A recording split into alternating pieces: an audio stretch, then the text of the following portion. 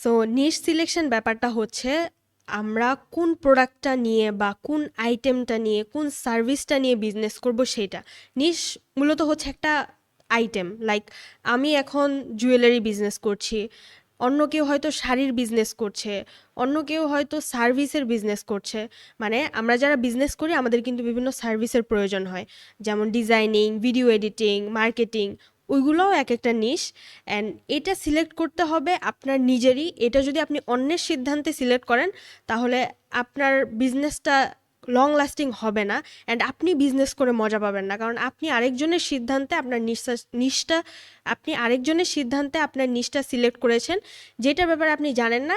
আরেকজন বলছে আপনাকে যে হ্যাঁ এটায় লাভ আছে, এর জন্য আপনি নেমে পড়ছেন।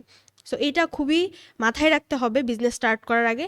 আপনার যে প্রোডাক্টটার সম্পর্কে ধারণা আছে, আপনি যে সম্পর্কটা যে আপনি যে প্রোডাক্ট সম্পর্কে বুঝেন, আপনাকে সেটা নিয়ে স্টার্ট করতে হবে।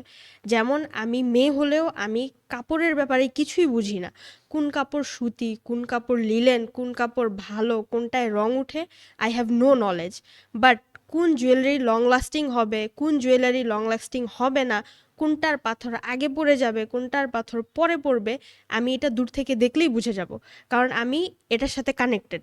অ্যান্ড এটার ব্যাপারে আমি অনেক কিছু জানি বা বুঝি। সো নিশ সিলেকশন হচ্ছে বিজনেসের মেইন পয়েন্ট।